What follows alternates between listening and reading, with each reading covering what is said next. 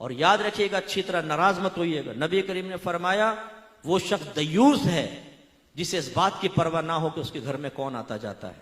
दयूस means पता है आपको क्या होता है? उर्दू में बताऊं, नाराज तो नहीं होंगे? बेगैरत। यानी अगर हमारी ज़ौजा, हमारी घर की औरतें नामहरमों से हंस हंस के बातें कर रही हो, नामहरम वो घर में घुसेड़े, तो याद रखें ऐसे शख्स को आपके नबी ने दयूस कहा है।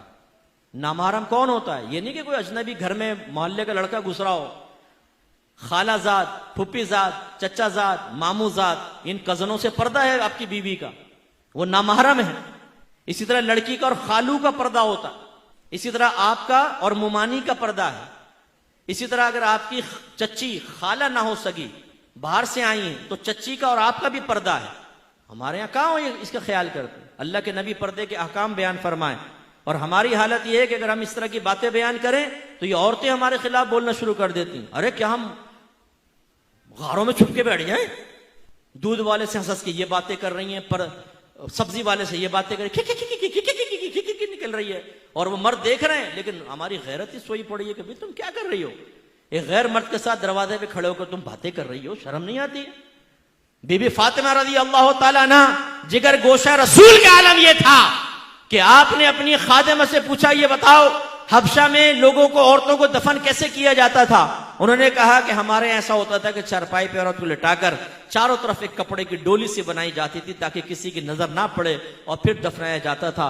बीबी फातिमा रज़ी अल्लाह ताला अन्हा ने कहा मुझे इसी तरह दफनाना, और फरमाया अगर मैं फौत हो जाऊं तो रात के वक्त मेरी मैयत को लेके जाना ताकि किसी गैर महरम की नजर मेरी चारपाई तक पर ना पड़े।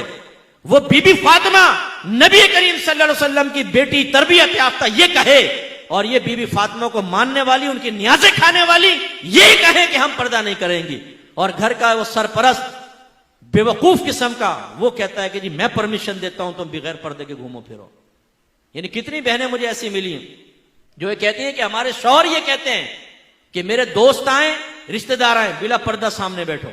और एक शौहर ने तो दलील ये दी कि देखो जब मैं अपने दोस्तों के घर जाता हूं उनकी बीवियां मेरे सामने बैठ जाती हैं। यानी वो अगर तुम बेगैरत हो, वो अपनी बीवियों को बेगैरत बना के तुम्हारे सामने बैठाए, तो तुम्हारी बीवी भी बेगैरत बन के तुम्हारे दोस्तों के सामने बैठे और दावत नजारा दे। मर्द की नीयत का क्या मालूम? हम में से कितने ऐसे बैठे होंगे जो लोगों के सामने बड़े यूं मोहतात बनते, लेकिन टेढ़ी टेढ़ी आंखों से शादी ब्याह के अंदर सब देख लेते हैं ना। लाल वाली कपड़े वाली देख, अच्छा कर रहे यूं होंगे, उंगलियों के झरोके से देख लेंगे। और बीवी साथ बैठे होगी स्कूटर पे, पता है बीवी बैठी हो, तो टेढ़ी आंखों से देखेगा ना वो साथ में जाती हुई औरत को, बातों का टकरा भी जाते हैं गाड़ियों से। तो जब हमारी नीयतों में इतना फुतूर है कि